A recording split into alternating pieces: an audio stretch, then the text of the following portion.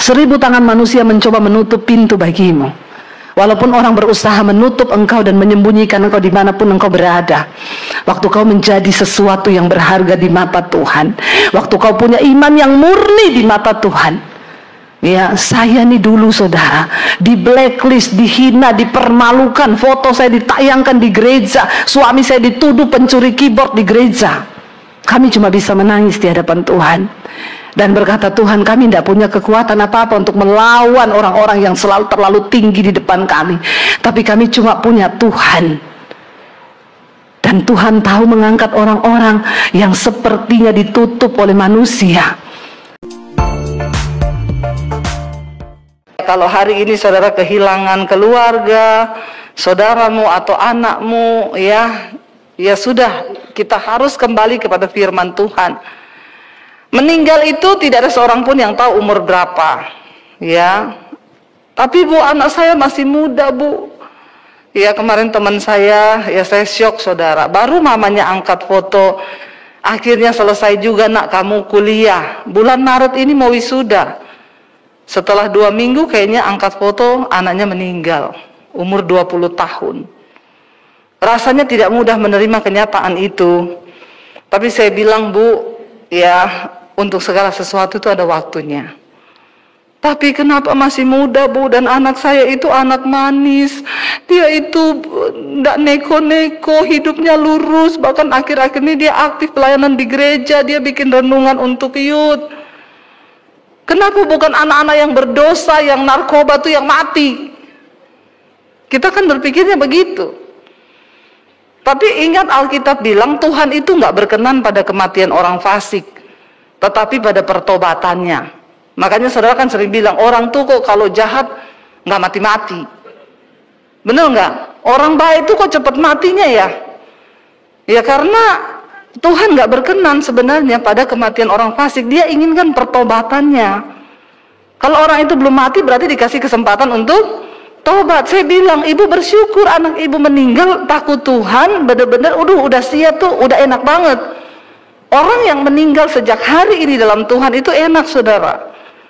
Udah nggak mikir perang-perang, bener nggak? Ya, ini katanya banyak tanya, ibu ini mau perang dunia ya Bu? Saya juga tidak bisa memprediksikan. Tapi kalau perang dunia Indonesia ikut nggak? Piala dunia aja nggak ikut. Ya, tetapi ya udahlah, nggak usah dulu mikir yang sampai sejauh itu. Tapi kalau kita melihat keadaan zaman, benar Alkitab bilang lebih bahagia mereka yang sudah mati sejak hari ini dalam Tuhan. Udah nggak mikir lagi pergumulan ke depan tuh enak saudara, mati tuh enak. Siapa yang mau mati sekarang? Mesti nggak ada yang angkat tangan kan? Ya makanya jangan terlalu ya kita bersedih, tetapi Alkitab bilang ada waktu lahir, ada waktu mati. Ingat itu, jangan sampai kita terlalu bersedih. Ayat yang ketiga, ada waktu untuk membunuh, ada waktu untuk menyembuhkan, ada waktu untuk merombak, ada waktu untuk membangun. 4, ada waktu untuk menari. Jadi ada waktu menangis, ada waktu karena kalau tertawa terus bisa makanya perlu sesekali menangis, ya nggak apa-apa. Ada waktu bersedih, ada waktu bersuka cita, ada waktu menari, ada juga waktu untuk meratap. Ya, satu kali ada orang yang datang sama saya, Bu, doakan perusahaan kami Bu. Kenapa? Kami ini usaha puluhan tahun tidak pernah rugi, terus baru kali ini rugi. Saya bilang puji Tuhan, haleluya 12 kali. Berarti itu sesuai firman Tuhan. Ada waktu untuk untung, ada waktu membiarkan rugi. Ya kalau Bapak untung terus, kapan orang lain untung? Sesekali Bapak rugi, orang lain amin saudara. Ini kayaknya salah undang pendeta. Loh, saya mengajarkan kita tuh yang benar. Jangan orang itu serakah, kepengennya untung terus. Saya bilang sama Bapak Ibu itu, puji Tuhan Bapak Ibu tahun ini rugi. Kenapa? Buktinya cari saya kan. Cari pendeta, cari hamba Tuhan, cari Tuhan. Coba kalau enggak, bablas terus itu. Jadi ayat yang ke-6 berkata, ayat yang ke-5, ada waktu untuk membuang batu, ada waktu untuk mengumpulkan batu. Ada waktu untuk memeluk, ada waktu untuk menahan diri dari memeluk, ya. Tapi jangan bapak-bapak terus ketemu siapa-siapa memeluk. Ya, Alkitab bilang ada waktu untuk memeluk. Yang dipeluk istrinya aja, Pak, amin. Jangan peluk istri orang. Ya. Ada waktu untuk ayat 6, mencari. Ada waktu untuk mencari, ada waktu untuk membiarkan apa? Nah, ini. Jadi kalau rugi sekali-sekali tidak apa? Gantian sama yang lain, amin. Nggak usah stres, nggak usah takut, nggak usah gelisah. Sesekali kita tuh dilatih. Semua waktu di hidup ini adalah proses pembelajaran. Waktu kita bergembira, kita belajar untuk bersyukur sama Tuhan. Kita belajar untuk menerima bahwa semua yang kita miliki ini dari Tuhan. Waktu kita bersedih, itu juga ada sebuah pembelajaran. Kita tahu bahwa di dalam kesusahan pun Tuhan tidak akan meninggalkan kita. Ya, jadi perlu saudara, ada waktu untuk mencari, ada waktu membiarkan rugi loh, membiarkan rugi. Ada waktu untuk menyimpan, ada waktu untuk membuang. Yang simpen duit, jangan disimpan terus, sesekali dibuang, amin. Oh, malah ketawa, dipikir saya ini bercanda loh. Ada waktu untuk menyimpan, ada waktu bersimpan duit, tapi ada waktu juga untuk menabur. Itu membuang artinya, menabur. Jangan pelit saudara, orang kikir itu nggak masuk surga. Nah, ada istri-istri yang cubit suaminya, tuh denger tuh, kamu tuh pelit banget, nggak mau menabur. Orang itu kalau menabur pasti menuai. Percaya firman Tuhan itu ya dan amin. Tapi saudara pelit, Alkitab berkata ada yang menghemat secara luar biasa, tapi semakin berkekurangan. Ada yang menyebar dengan luar biasa, tapi bertambah kaya. Ini prinsip firman Tuhan. Ada waktu engkau menyimpan uang, tapi ada waktu juga untuk membuang, artinya menabur. Jangan disimpan terus saudara, nanti berkarat, berjamur. Sekarang orang pada kebingungan. Saudara bayangkan yang di Rusia mau tarik duit nggak bisa, karena diblok sama Amerika saudara. Jadi mau tarik duit di ATM itu bingung loh. Bayangkan loh, saudara mau punya duit berapa aja di bank, mau ditarik nggak bisa, bagaimana coba? Di mana tempat aman kita menyimpan harta? Di sorga. Tapi sedikit yang mau ngomong. Di mana tempat aman kita menyimpan harta?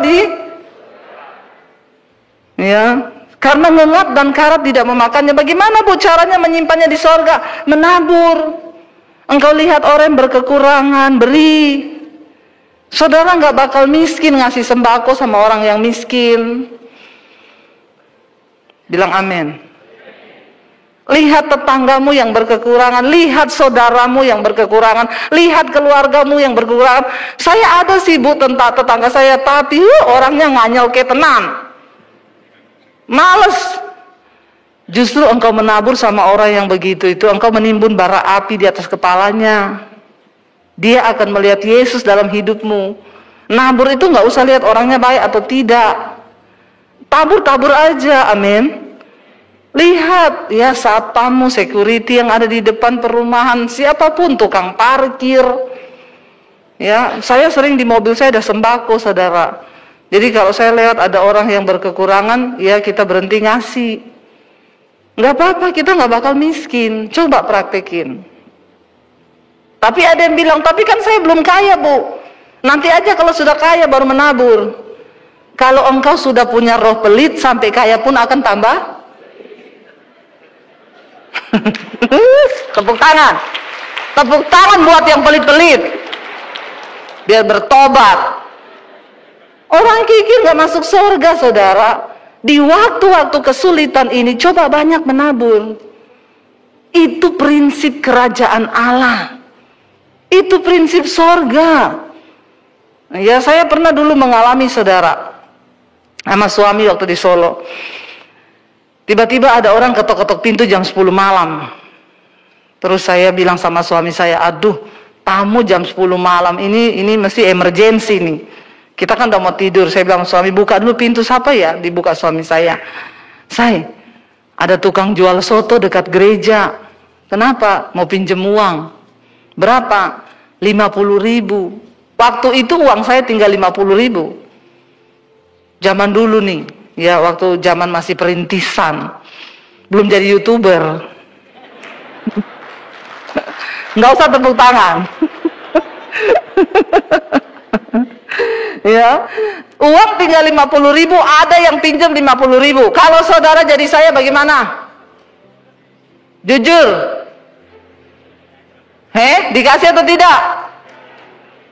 Jawabannya semua manusiawi, tidak alkitabiah.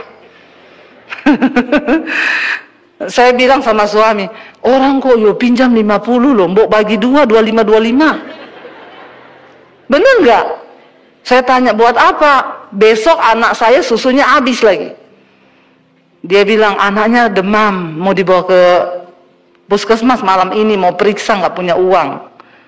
Ya udah kasih aja.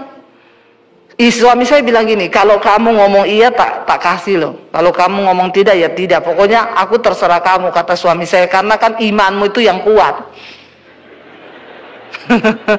Memang biasa bapak-bapak itu nggak kuat iman. Kenapa? Karena laki-laki selalu pakai logika. Makanya survei membuktikan yang paling banyak kena stroke itu bapak-bapak. Karena semua dipikir. Padahal ukuran otak laki-laki itu lebih kecil daripada ukuran otak perempuan. Ya, udah otaknya kecil, semua ditaruh di sini, memorinya full, jebol. Beda sama perempuan, otaknya gede tapi nggak ada isinya. Jangan tepuk tangan. Siapa itu? Ya. Karena perempuan tuh pakai perasaan. Ya udah, dia besok nggak ada duit, nangis aja sudah selesai. Ada masalah, nggak pernah dipikir. Ya, dia cuma WA temennya, "Hai Cin," dibalas sama temannya, "Iya Say, ada apa?" "Males hadapi hidup kayak gini. Kenapa?" Dia ketik panjang banget, temennya nggak baca, cuma dibalas, "Yang sabar ya." Karena temennya tahu juga masalahnya paling itu tok, dia selalu mengeluh. Jadi nggak dibaca, tapi dia waktu ngetik itu sudah terlampiaskan semua emosinya, ketakutannya, kekhawatirannya. Dibalas temennya, "Berdoa ya Say, Tuhan pasti akan buka jalan." Udah plong dia. Beda sama laki-laki, laki-laki kan jarang curhat. Kalau ada yang suka curhat tuh pasti setengah laki-laki. Cucok deh kamu. Di sini nggak ada ya, amin. Awas kalau ada yang setengah-setengah begitu. Nanti besok bingung loh ya. Kalau perempuan kan almarhumah, laki-laki almarhum. Kalau banci, aluminium. Nggak ada sebutannya loh. Lalu saudara, akhirnya saya bilang sama suami, kasih aja, kasih.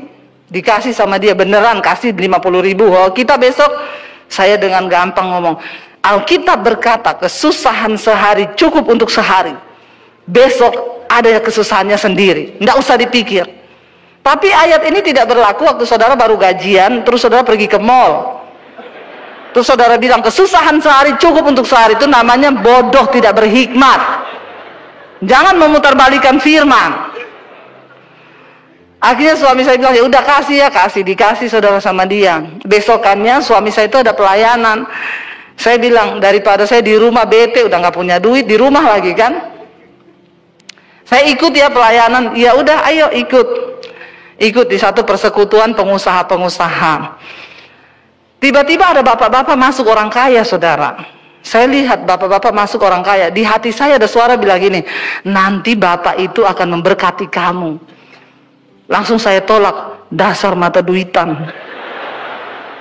Begitu lihat orang kaya, mukanya langsung jadi celengan babi. Pengen diisi. Loh, kita harus belajar jujur di hadapan Tuhan loh. Saya tengking dalam nama Yesus. Ngapa tuh? Dasar mata duitan. Tolak dalam nama Yesus. Suara itu datang lagi. Iya, nanti Bapak itu akan memberkati kamu. Terus saya bilang, ya kalau ini memang dari Engkau Tuhan, jadilah sesuai kehendak-Mu. Loh iya kan? Ya benar toh. Ya sesuai kehendak Tuhan, bukan kehendak-Mu. Terus datang terus curhat, Pak, sebenarnya sih saya ini ya gimana ya, bingung. Nggak usah, Tuhan itu nggak perlu direkayasa. Nggak usah ngomong sama manusia kesusahanmu, ngomong saja sama Tuhan. Akhirnya tidak terjadi apa-apa, udah makan, cuma nyapa-nyapa biasa. Saya bilang, tuh kan bener dasar mata duitan. Habis selesai itu kita udah mau pulang, di pintu sudah salaman terakhir loh. Salaman, terima kasih Pak, pulang dulu. Dia pegang tangan saya, dia bilang ini, tunggu, kayaknya Tuhan suruh saya berkati kalian. Berarti dari Tuhan bener loh. Ya, ini dari Tuhan. Sini, duduk sini. Saya doakan. Saya bilang, oh berarti berkatnya doa. Tidak selalu berkat itu duit, dan mata duitan. Doa juga berkat, ya. Dia yang tergerak berdoa, bukan saya yang minta-minta didoakan. Nggak usah minta-minta didoakan, doa sendiri, amin. Lalu dia bilang, sini, saya tergerak untuk berdoa. Didoakanlah kami berdua. Terima kasih Pak, iya. Udah mau pulang, tunggu. Tuhan suruh saya ambil semua yang di dompet saya, suruh kasih sama kalian. Oh iya Pak. Tuhan berarti ini. Bukan suara hati kan? Dia ambil semua yang di dompetnya, sudah dia kasih. Waktu itu saya ingat, ini kisah 20 tahun yang lalu. Orang anak saya yang gede itu baru umur belum 1 tahun. Ini ya, Tuhan suruh saya kasih semua. Saya ingat waktu itu 750.000. 20 tahun yang lalu itu gede loh saudara. 750.000. Sampai dia mau pulang saya bilang, lah Pak, Bapak pulang ongkosnya gimana? Apa saya pinjemin dulu 50.000? Saya kasihan, dia pulang udah gak apa-apa, semua yang ada di dompet. Oh enggak apa-apa Bu, saya kan ada sopir. Oh iya, lupa saya saudara. Saya pikir kayak saya waktu itu naik motor. Yaudah, oh iya Pak, terima kasih. Udah mau turun di tangga, tunggu dulu, ada rekening BCA enggak? Ada Pak, berapa? Lupa Pak. Sekarang ingat 785-034-0247. Dulu lupa saudara. Belum siap diberkati memang. Orang tanya nomor rekening gak hafal. Harus hafal nomor rekening, amin. Jangan melewatkan kairosnya Tuhan. Saya gak hafal ditanya, so gak usah tepuk tangan. Gak usah ya, kalau gak penting gak usah tepuk tangan. Ditanya berapa Bu? Lupa Pak. Oh ya besok ya, tolong jam 8 WA, SMS. Waktu itu SMS aja ke HP saya. Punya Pak. Jam 8 ya, iya. Tunggu jam 8 tepat. Jangan jam 5 udah SMS. Jam 6 udah transfer. Ada orang-orang begitu saudara, ya. Jadi orang itu, anak Tuhan, gak usah terlalu ngoyo berkat Tuhan tuh, gak usah direkayasa, pasti datang kalau itu dari Tuhan. Saya tuh kadang janji orang ya, iya nanti saya transfer besok ya, hari ini Bu, jadi kan? Besok masih jam 5 pagi, udah transfer, malah gak jadi saya transfer. Ada orang-orang Kristen yang mata di sini tapi gak ada. Semuanya sudah bertobat. Jam 8 saya kirim, ini nomor rekening saya, kemarin kan Bapak minta, dia balas, oh iya. Terus jam 10 belum ada kabar, belum juga kirim bukti transfer, ya sudah lah ya, mungkin dia lupa. Tiba-tiba dia telepon, Ibu sekarang di mana? Lagi di jalan sama suami, bisa mampir ke BCA nggak? Oh iya, di BCA mana? Di BCA sini. Oke, saya kasih cash aja, ada yang mau saya sampein juga. Kita datang, dia pegang amplop coklat, dia bilang, ini Tuhan loh. Saya tuh enggak pernah loh kayak gini. Tapi ini Tuhan. Iya, kenapa Pak? Jangan terima kasih sama saya ya. Sama Tuhan saja. Ini ada uang 10 juta. 20 tahun lalu loh. 10 juta. Zaman sekarang 10 juta masih gede enggak? Kecil. Buat saudara 10 juta kecil. Buat saya gede loh itu. Gede ya? Oh, saya pikir kecil. Ini ada uang 10 juta dari Tuhan. Terima kasih sama Tuhan.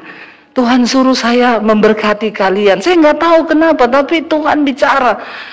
Jadi saya terima saudara. Jadi hari itu total dia memberkati kita 10.750.000. Dia bilang, luar biasa iman kalian ya. Kalian itu kenal lama saya tapi nggak pernah curhat, nggak pernah minta uang, nggak pernah pinjam uang. Saya adalah hamba Tuhan yang pantang untuk pinjam uang. Minta ke siapapun pantang. Engkau punya Tuhan yang hidup, dia sanggup. Kenapa engkau tidak pernah mengalami mujizat? Karena engkau selalu mengandalkan manusia. Tapi orang yang mengandalkan Tuhan akan melihat Tuhan bekerja. Tepuk tangan buat Tuhan. Dia bilang, saya tidak pernah dengar kalian mengeluh. Kalian tidak pernah datang kepada saya curhat.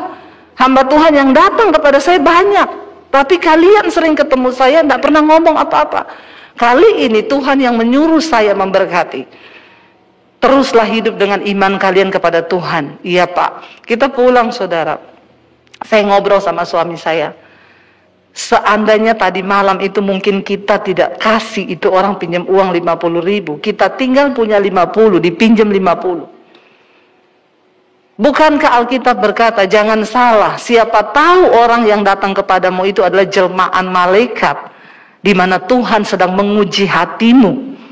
Saya bilang, kalau tadi malam kita mungkin tidak kasih, kita tidak akan lihat mujizat hari ini. Tuhan melihat sikap hati kita. Akhirnya saudara, ya dari situ kita melihat, iya ya, itu cara kerja, prinsip kerajaan Allah itu bekerja begitu.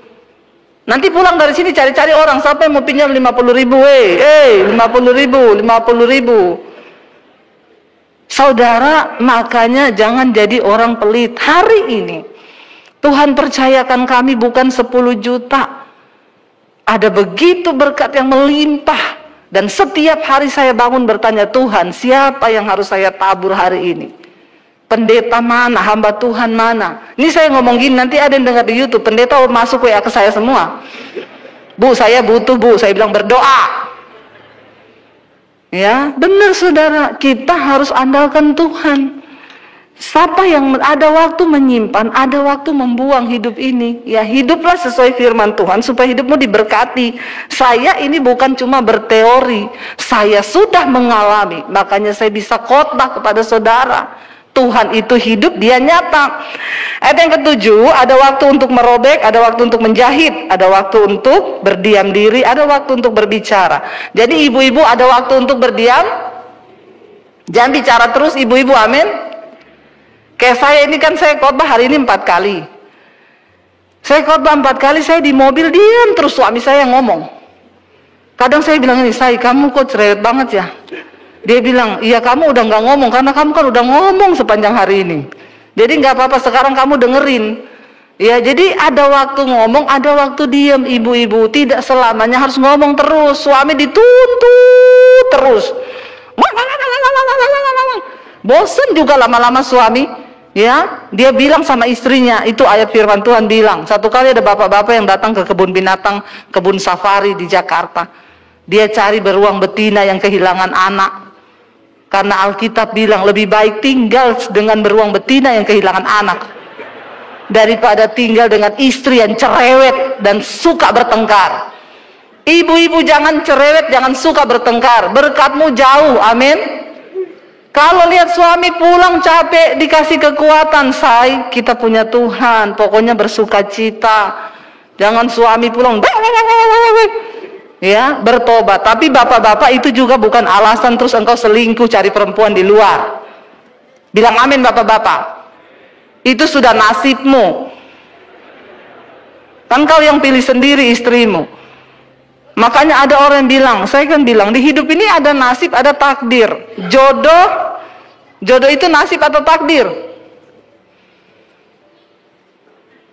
Takdir Tuhan itu nggak bisa dirubah, mati itu takdir.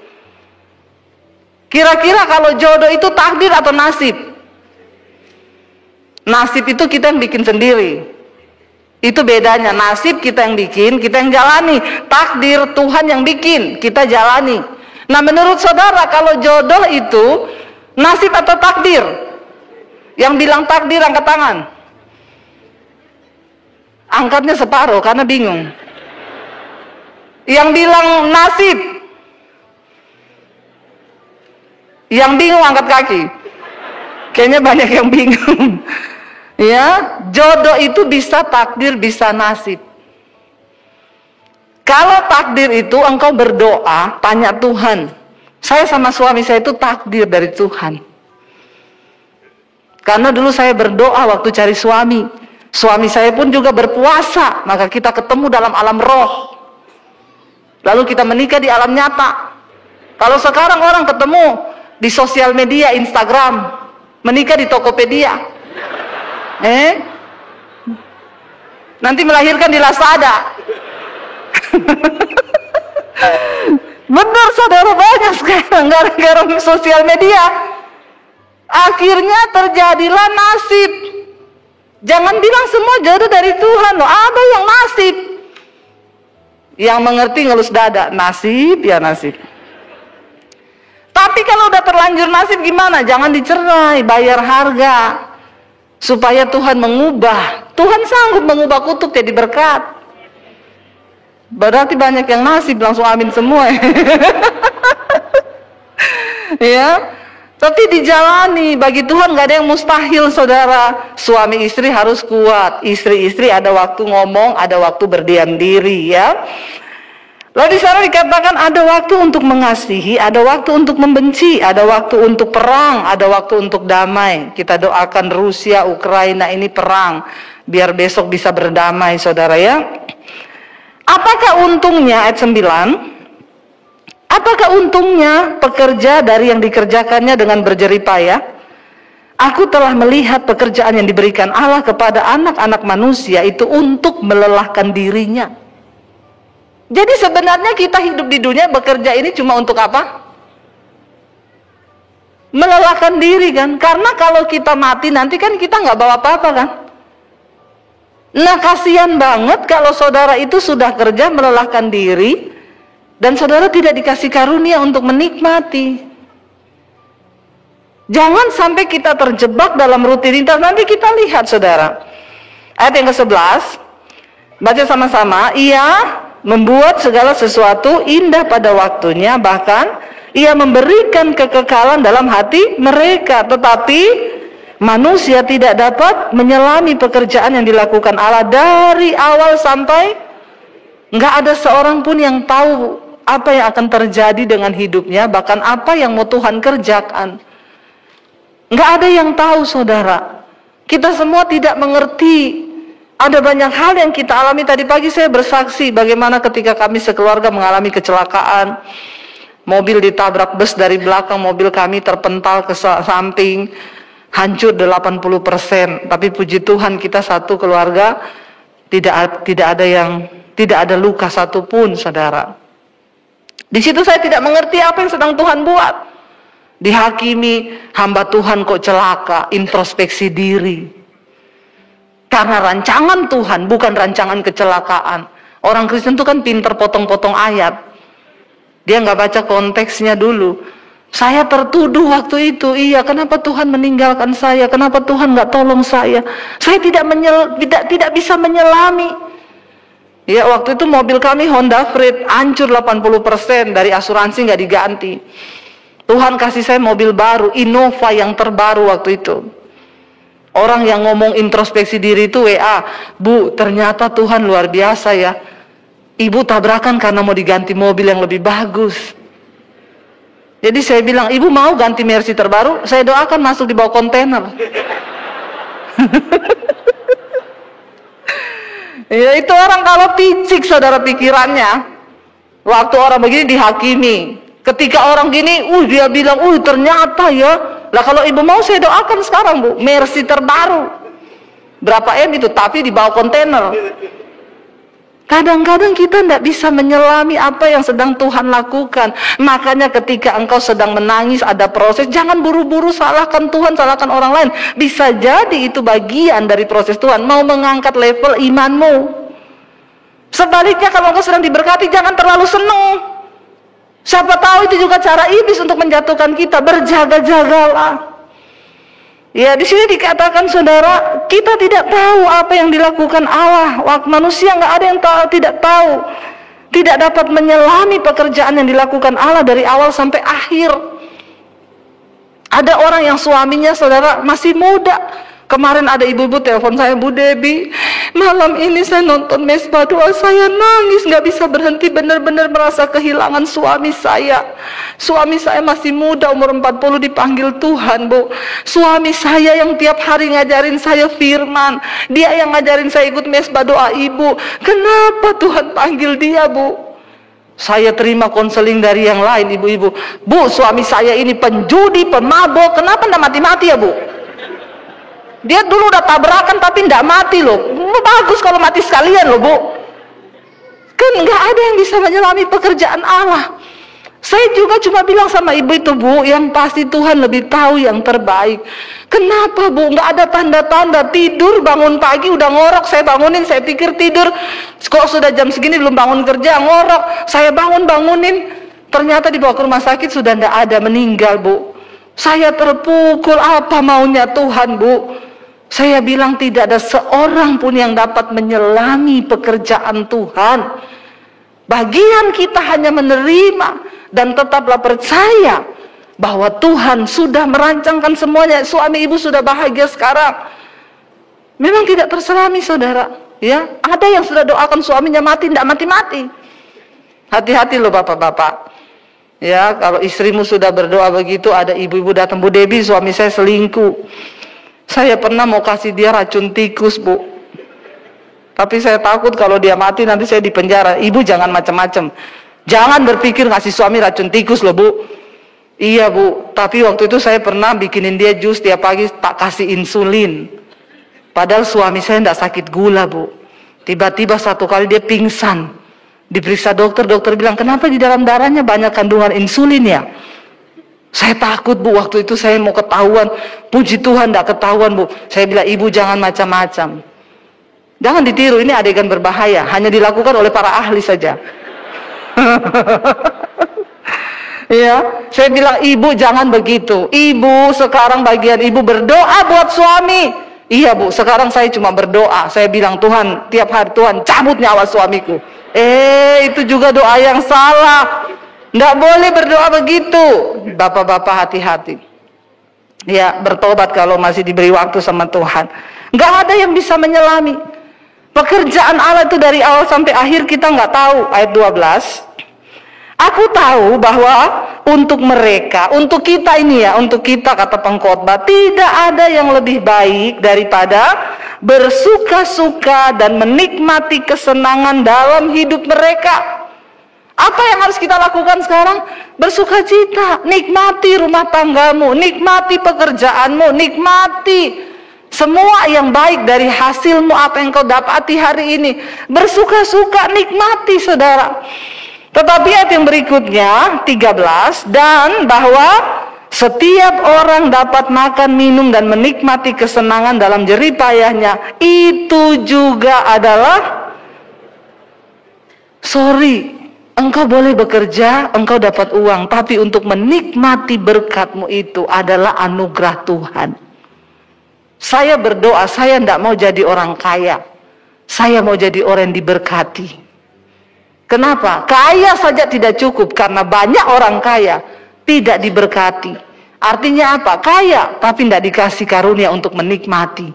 Dia nggak bisa nikmati kekayaannya. Tetapi ada orang-orang yang mungkin pas-pasan, tapi engkau mendapat anugerah pemberian Allah. Engkau bisa menikmati hasil jerih payahmu.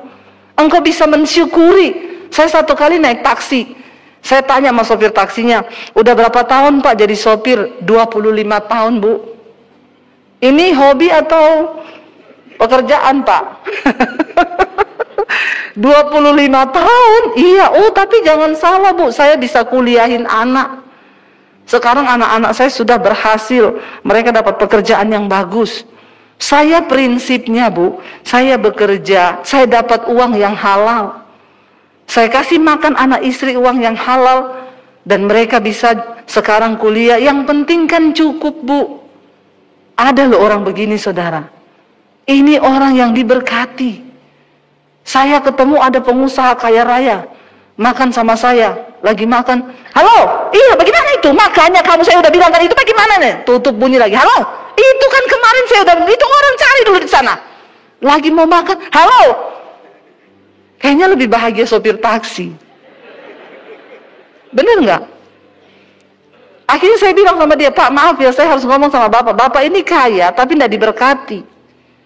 Jadi Bapak berdoa jangan jadi orang kaya Pak. Minta jadi orang yang diberkati. Seperti gambaran yang saya bikin, yang punya villa sama penjaga villa. Yang lebih bahagia yang mana? Penjaga villa. Penjaga villa, anaknya berenang di villa, istrinya goreng pisang, suaminya ngopi. Bayar listrik ditransfer yang punya villa. Plafon rusak Pak, plafon rusak. Berapa biayanya? 5 juta. Saya transfer besok cariin tukang ya. Padahal yang nunggu yang penjaga villa, yang nikmati kolam renang, yang makan pisang goreng, yang punya villa di Jakarta cekot-cekot, dikejar pajak. Jadi siapa yang lebih menikmati? Hello saudara, maaf. Untuk engkau bisa menikmati hidupmu dan jeripayamu, engkau butuh anugerah Tuhan. Saya tidak sedang berbicara kaya atau miskin. Kita harus mendapat perkenanan Tuhan untuk bisa menikmati hidup ini. Yang terakhir ayat 14 di sana dikatakan, belum yang terakhir. Yang kedua terakhir. Aku tahu bahwa segala sesuatu yang dilakukan Allah akan tetap ada untuk selamanya. Ia tidak dapat ditambah dan tidak dapat dikurangi. Allah berbuat demikian supaya apa?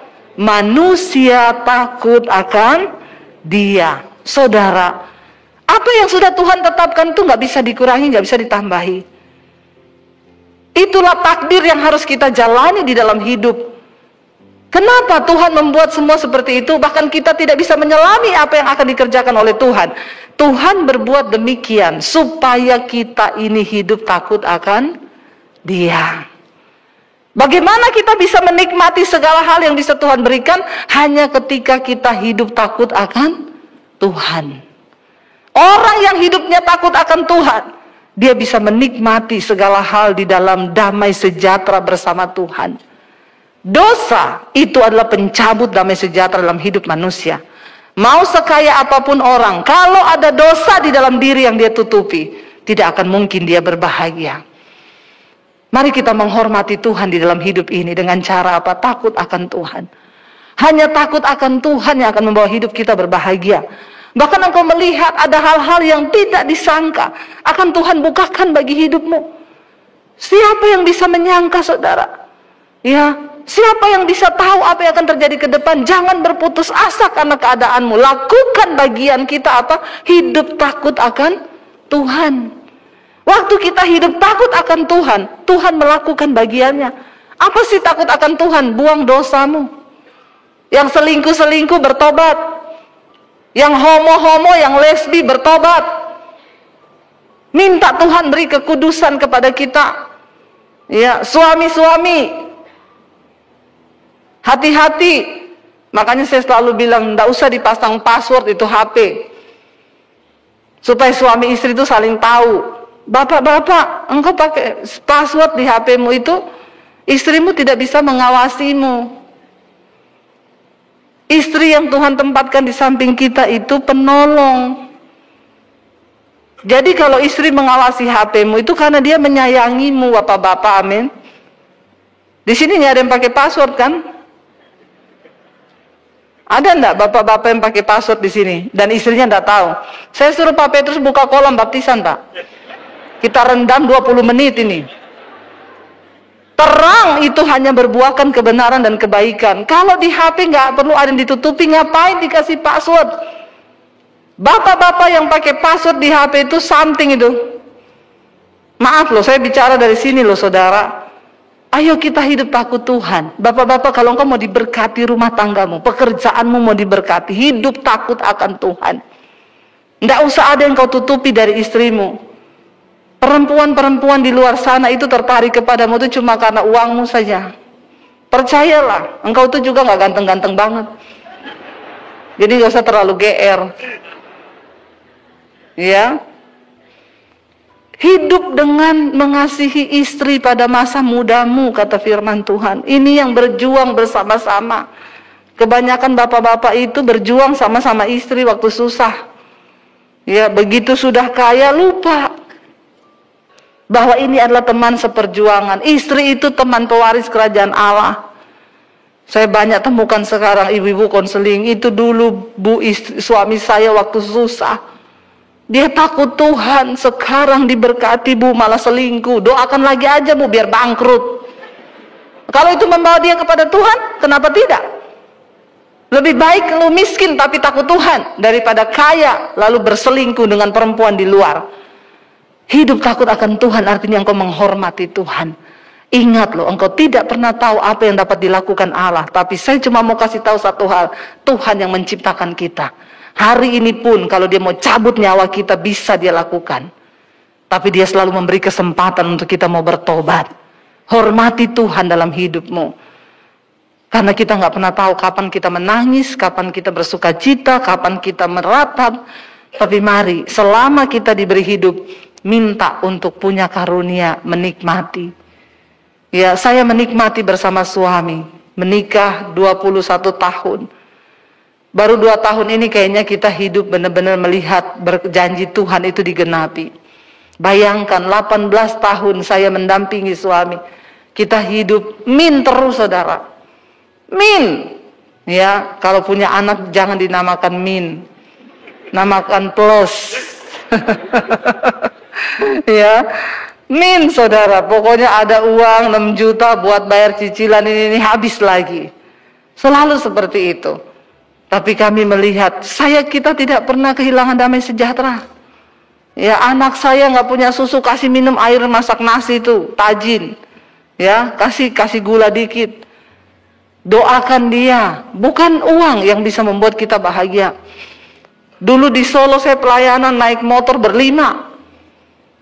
Ya, bukan cuma bertiga, berlima. Satu motor, bayangkan saudara. Jadi saya tuh kalau pulang ke Solo melihat ya kenangan kita dulu nih, jalan-jalan yang sering kita lewati ya. Saya ngidam, suami saya tanya mau makan apa? Mau makan bakmi yang itu. Kata suami saya, mahal banget nih, uangnya enggak cukup. Ya wes, yang penting bakmi. Mintanya bakmi, Chinese food, dia pulang bawa mie bakso. Yang penting kan ada minyak. Ya, tetapi kami terus bersama, bukan soal kita kaya atau miskin. Ya, sampai hari ini pun ya kami tetap komitmen menghormati Tuhan di dalam pernikahan kami. Itulah yang akan membuat kita bisa menikmati hidup ini. Bukan soal engkau punya uang atau tidak, saudara. Tetapi ketika engkau takut akan Tuhan, engkau diberi karunia untuk bisa menikmati segala waktu-waktu di hidupmu. Waktu engkau meratap, waktu engkau menangis, engkau hidup takut Tuhan, engkau bisa berbahagia dalam setiap waktu itu. Mari kita bangkit berdiri bersama.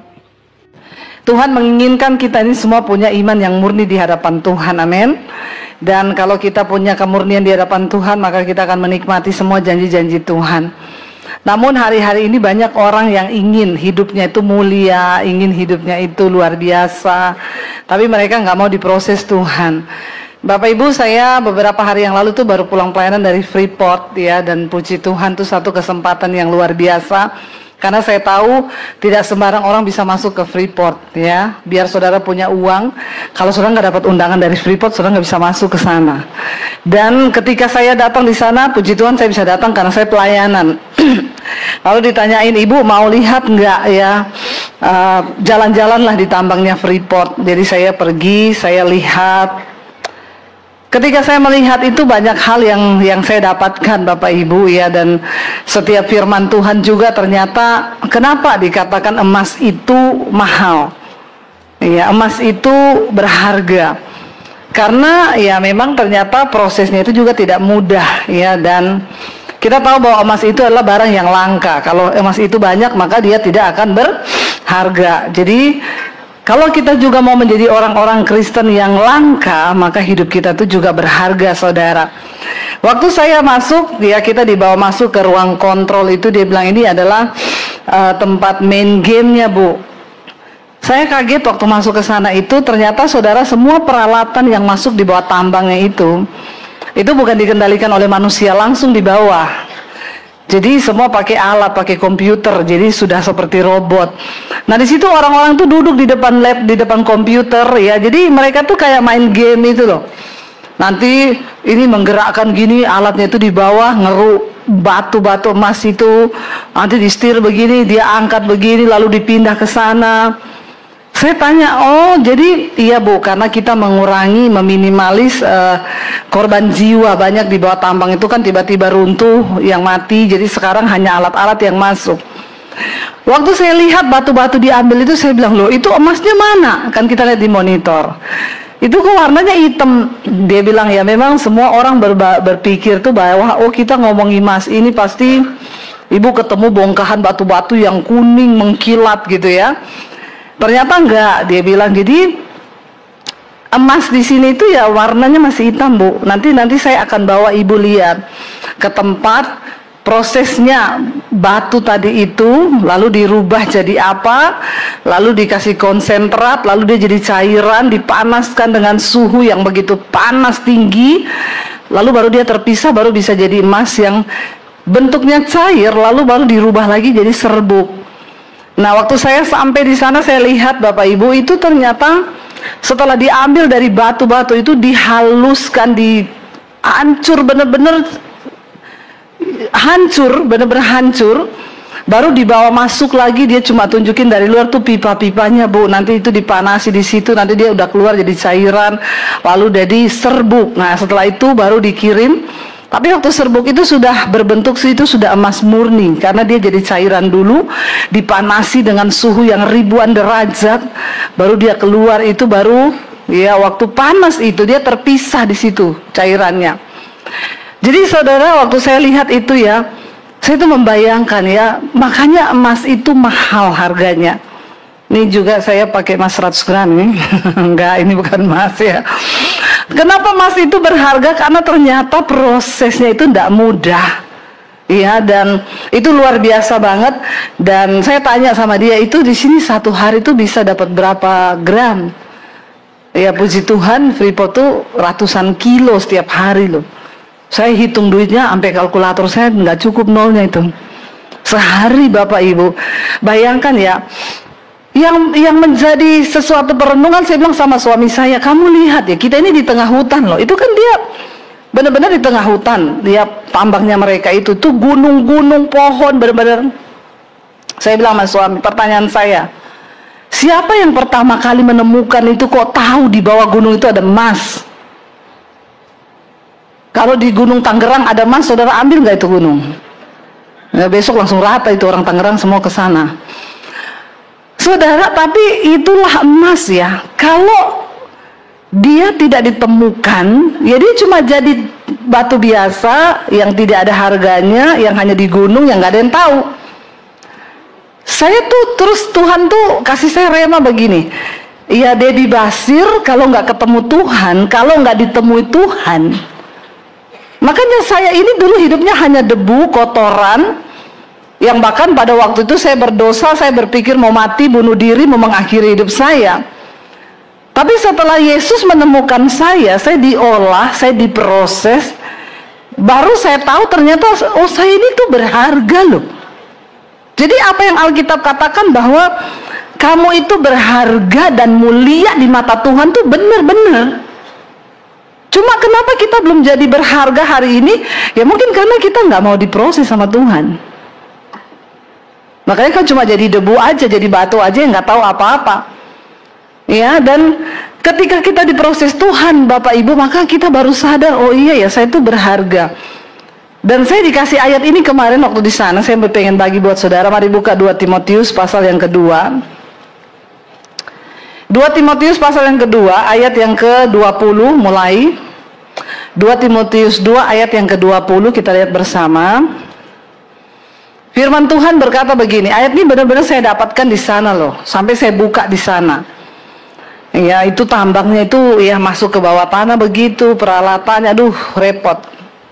Baca bersama, 1, 2, 3. Dalam rumah yang besar bukan hanya terdapat perabot dari emas dan perak, melainkan ada juga dari kayu dan tanah. Yang pertama dipakai untuk maksud yang mulia, yang terakhir untuk maksud yang kurang mulia. Jadi hidup kita ini digambarkan oleh Tuhan seperti perabot. Di dalam satu rumah itu ada beberapa perabot, ada yang dari emas, ada yang dari kayu tanah. Yang terbuat dari emas dikatakan itu dipakai untuk maksud yang mulia, Dia dianggap layak, dianggap mulia untuk ditempatkan di tempat yang mulia. Saya mau tanya, Bapak Ibu kalau punya emas ditaruh di kamar mandi?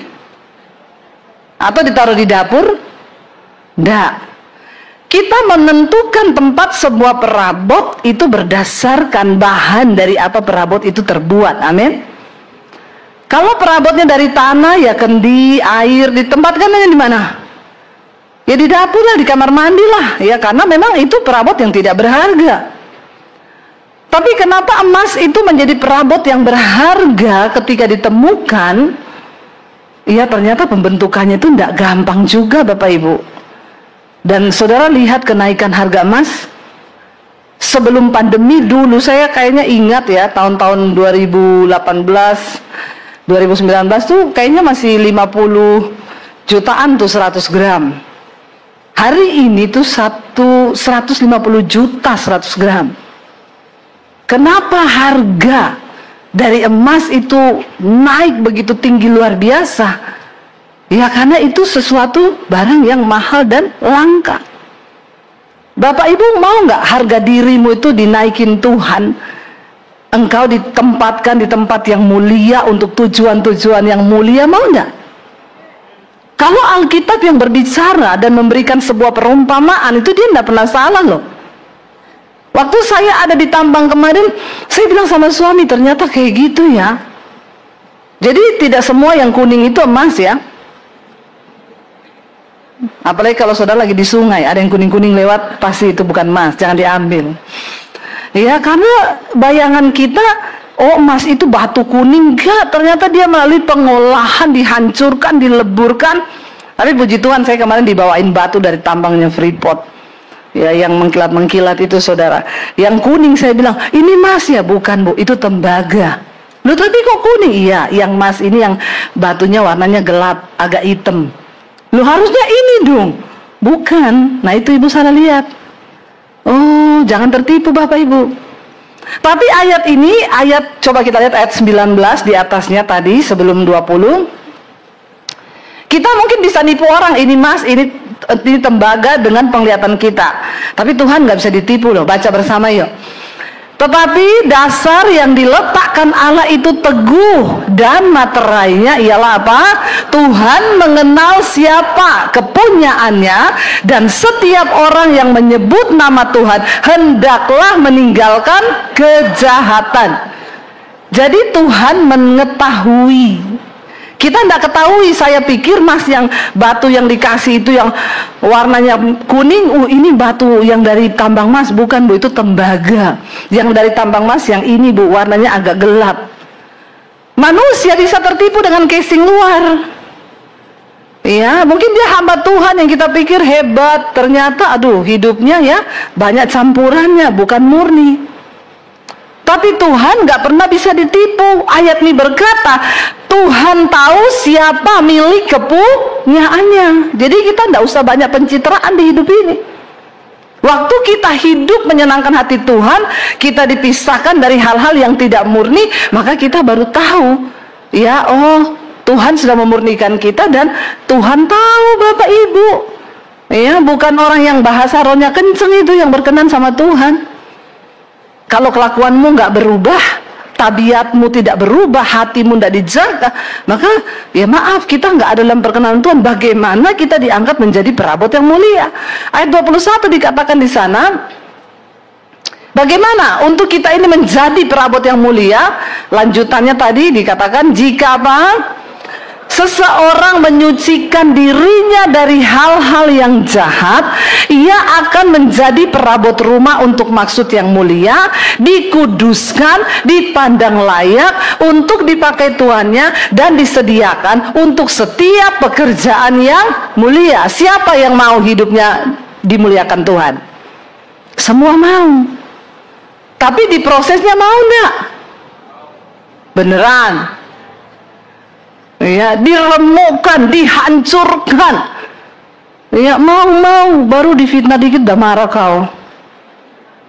Ya, baru diomongin apa udah tersinggung kau. Ya, baru diomongin gini dah belum tahu dia. Ya. Saya tidak mau harga diriku diinjak-injak. Piro harga dirimu? Ya, nggak usah sok. Dimurnikan Tuhan, direndahkan, dihancurkan. Kalau emas itu bisa berteriak, batu itu bisa berteriak, dia akan marah. Apalagi ketika dipanaskan dalam suhu yang begitu tinggi untuk memurnikan, lalu ada cairan yang terpisah, yang emas benar-benar murni terpisah dari yang lainnya, tidak mendekat lagi. Kenapa hari ini engkau mengalami persoalan di hidupmu? Ya mungkin Tuhan sedang memproses engkau, menjadikan hatimu itu murni. Mari kita menyadari Bapak Ibu. Makanya kalau lagi ada dalam masalah, tidak usah merasa yang paling panas terprosesnya. Sering kali orang Kristen tuh begitu.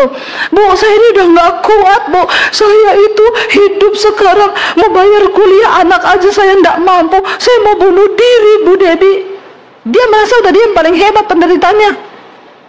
Jadi saya tanya, Ibu sudah pernah dikejar debt collector? Belum, saya sudah, Bu.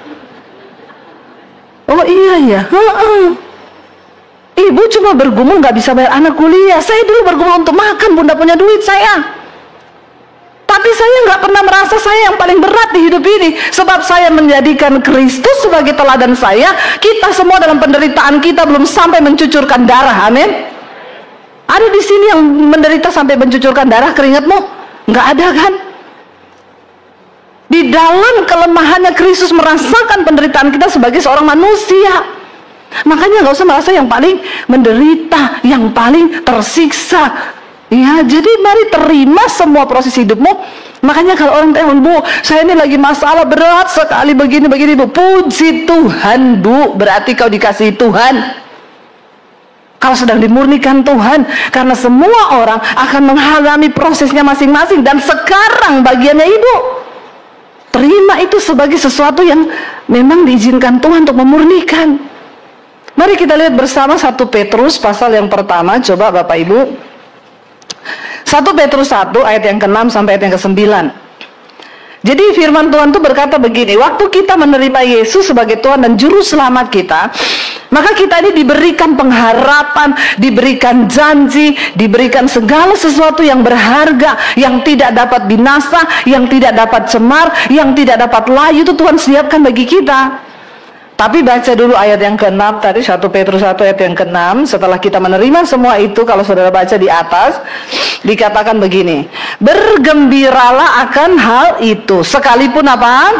Sekarang ini kamu seketika harus berduka cita oleh berbagai-bagai pencobaan.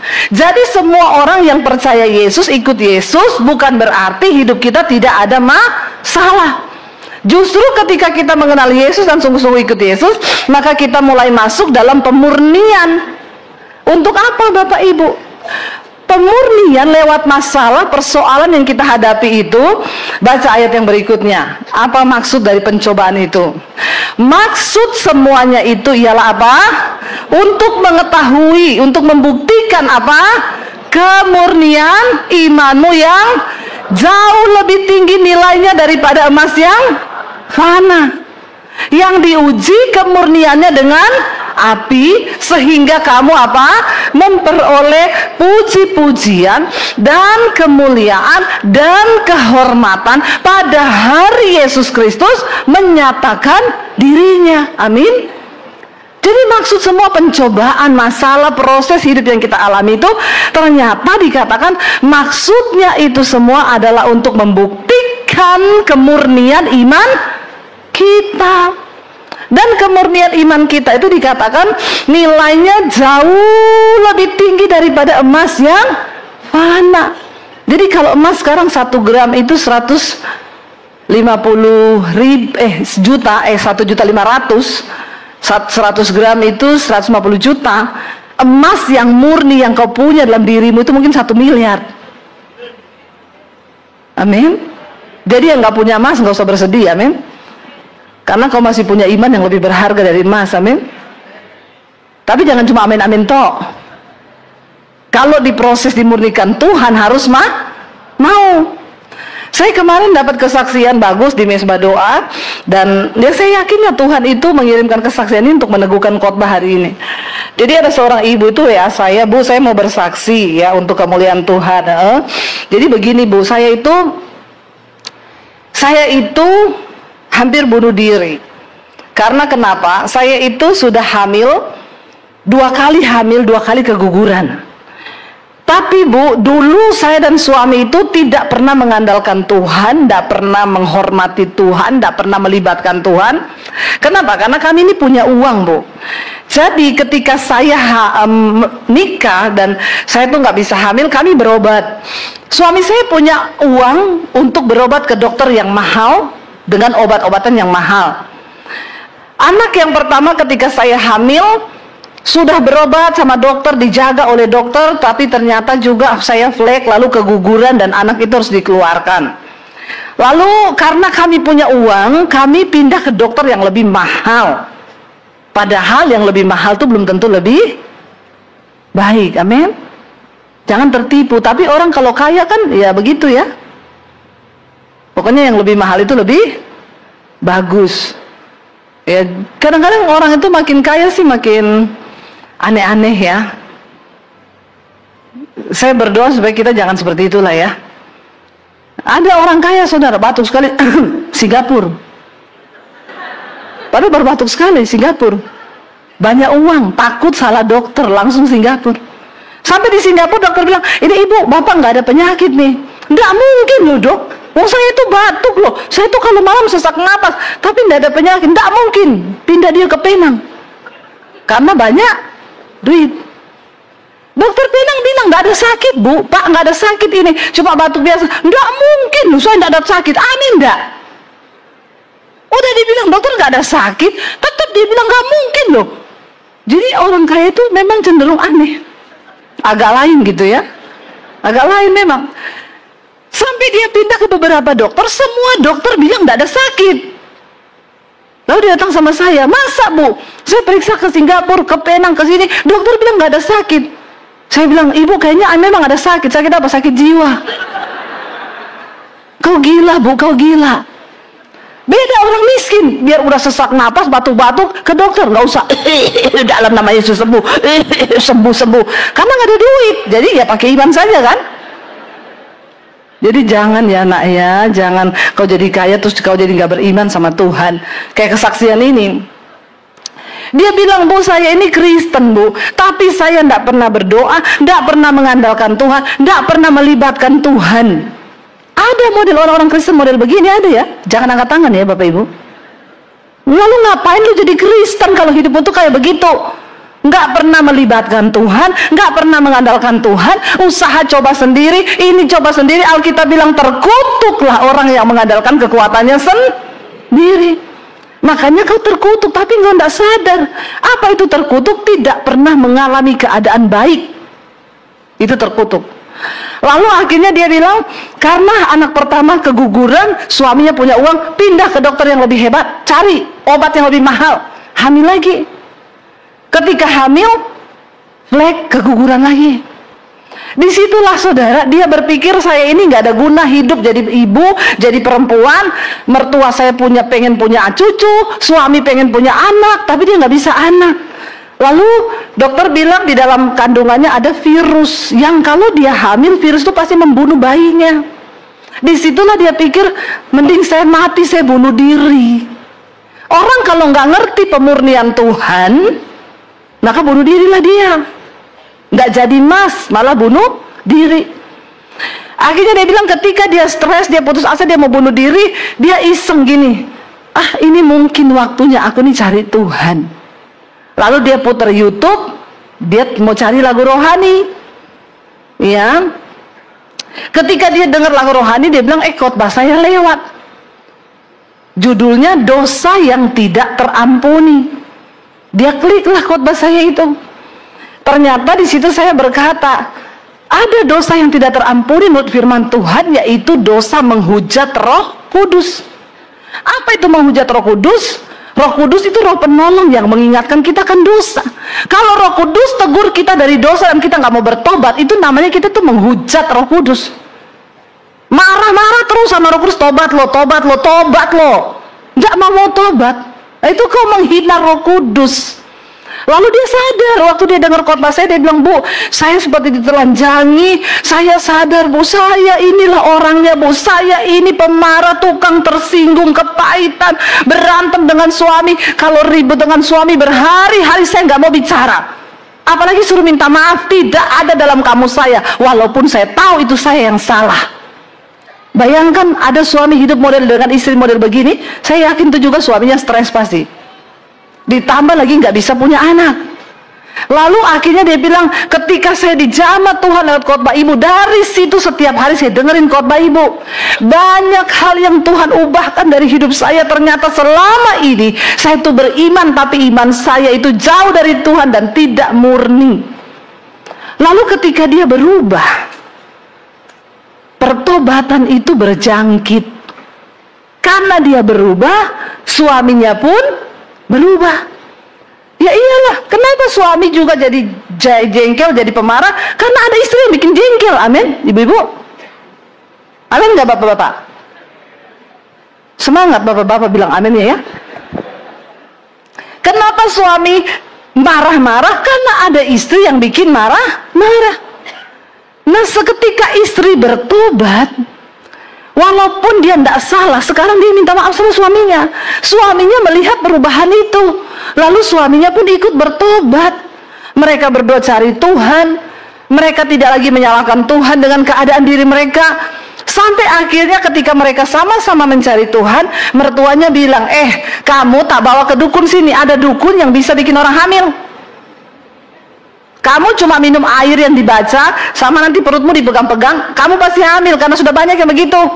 Dia bilang, saya nggak mau mah, karena kehidupan itu berasal dari Tuhan, bukan dari dukun. Lalu suaminya juga marahin mamanya, jangan mah, kita nggak mau. Bagi kita sekarang, kalau Tuhan mau kasih kita anak, itu tidak ada yang mustahil. Tapi Tuhan nggak kasih anak pun, Tuhan tetap baik buat kami. Itu iman yang dimurnikan. Amin. Ketika hidup mereka dipulihkan, mereka bahkan sudah tidak bisa menyalahkan Tuhan dengan keadaan apapun. Lalu saudara, mereka udah pasrah. Istrinya bilang, waktu kami bertobat, Bu, keadaan saya tetap sama. Virus itu mengakibatkan saya ini menstruasi tidak teratur, bahkan hanya sedikit sekali. Jadi kalau nggak teratur sedikit, ya itu sudah biasa. Memang dia tahu ada virus. Tiba-tiba dia nggak menstruasi sebulan, lalu dia periksa ke dokter, dan dokter bilang, selamat ya, kamu hamil sudah 4 minggu lebih. Ternyata sebulan lebih dia hamil. Tapi ketika dia hamil, dia mulai diintimidasi iblis, jangan seneng dulu, karena dulu pun juga kamu hamil 2 kali, tapi keguguran pendarahan. Lalu dia mulai berdoa dalam nama Tuhan Yesus. Aku percaya Tuhan, kalau ini benih dari Tuhan, maka kehidupan itu berasal dari Tuhan. Setiap malam dia dengar mesbah doa. Setiap kali saya berdoa untuk yang pengen hamil, diberi keturunan ilahi, dia tumpang tangan di perutnya. Dan iblis nggak tinggal diam, tapi Tuhan turut bekerja untuk iman ini dimurnikan. Tiba-tiba dia flek ketika umur berapa bulan kandungannya. Setan bilang, gugur, pasti dibuang. Dia bilang, aku percaya Tuhanlah sumber kehidupan. Dia nggak seperti dulu cari dokter mahal, cari obat mahal. Hello saudara, tidak semua hidup ini bisa diatur dengan uangmu. Karena kita butuh kuasa Tuhan yang melampaui segala-galanya di dunia ini. Amin. Akhirnya dia berdoa dengan suami, tiap malam berdoa tumpang tangan perutnya. Dulu mereka tidak pernah melakukan itu. Dan dia bilang gini, Ibu, terima kasih. Ya, saya juga berterima kasih pada Tuhan Yesus yang sudah banyak mengubahkan hidup saya lewat khotbah-khotbah Ibu. Dan hari ini ketika saya menulis kesaksian saya ini, anak kami sudah lahir, sekarang sudah umur 4 bulan, Ibu. Dan Tuhan itu adalah sumber segala-galanya. Bapak Ibu, coba kalau dia nggak mengerti proses Tuhan, coba kalau dia nggak mengerti pemurnian, ya, ketika Tuhan murnikan, segala amarahnya dibuang, segala kepahitannya dibuang, berantem jangan. Ada di sini yang berantem sama suami nggak bicara hari-hari? Ada? Jangan angkat tangan. Saya baptis ulang saudara, saya rendam 20 menit supaya kau buka mata langsung di rumah Bapa di sorga. Ya, bertobat. Buat apa kita jadi Kristen kalau kita ini imannya nggak dimurnikan, bercampur. Punya iman iya, najis homo jalan terus, lesbi jalan terus, selingkuh jalan terus, terikat film porno jalan terus, marah jalan terus, kepahitan jalan terus. Bertobat loh Bapak Ibu. Tuhan gak bisa menemukan sesuatu yang berharga dalam dirimu. Dan ayat ini dengan jelas berkata, maksud semua pencobaan yang kita alami dalam hidup kita ini sehari-hari, maksud dari semuanya itu untuk menunjukkan kemurnian imanmu yang harganya itu jauh lebih tinggi daripada emas yang fana di dunia ini. Katakan, biar hari ini Tuhan temukan sesuatu yang berharga di hidupmu. Dan ayat tadi kita sudah baca, dibilang Tuhan tahu siapa milik kepunyaannya. Waktu Tuhan tahu nilai dirimu itu di mana, maka orang mungkin berusaha menurunkan engkau, merendahkan engkau, mengusir engkau dari posisimu hari ini. Hei, Tuhan tahu siapa milik kepunyaannya, dan Dia akan mengangkat hidupmu. Ingat nggak ketika kisah Daud, ketika Tuhan berfirman kepada Samuel, Samuel, kamu pergi ke rumah Isai, karena ada seorang anak laki-laki Isai yang akan aku angkat menjadi raja menggantikan Saul.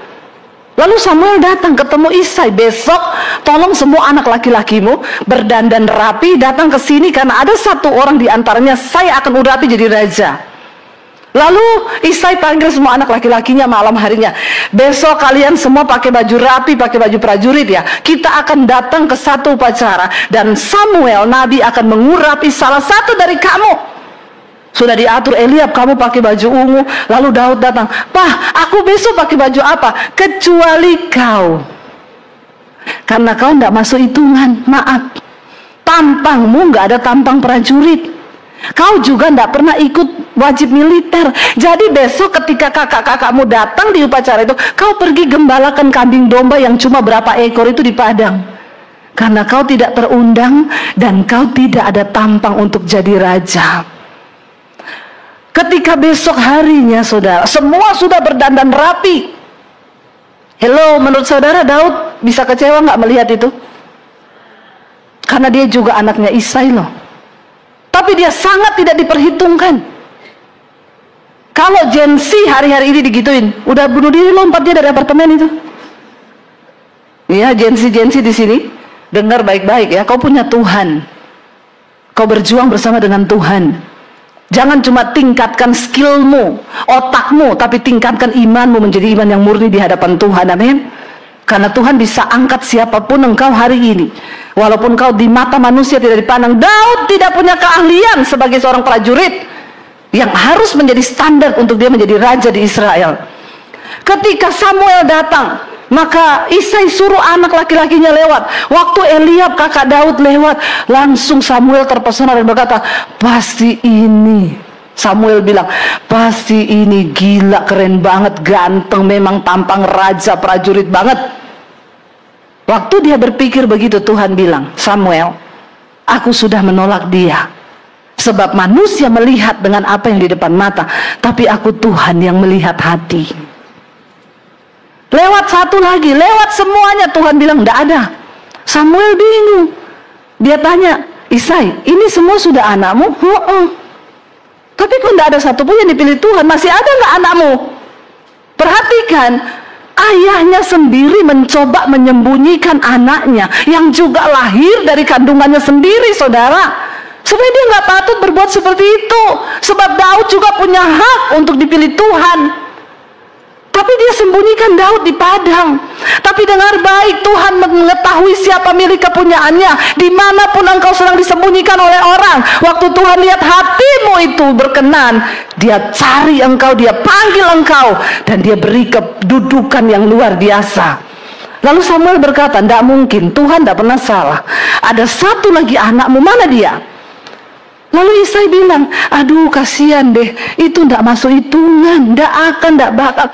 Dia itu nggak pernah jadi prajurit, dia itu cuma menggembalakan kambing domba di padang, tampangnya nggak ada tampang prajurit." Lalu Samuel bilang, "Kita tidak akan duduk makan memulai acara ini sebelum dia dipanggil datang ke sini."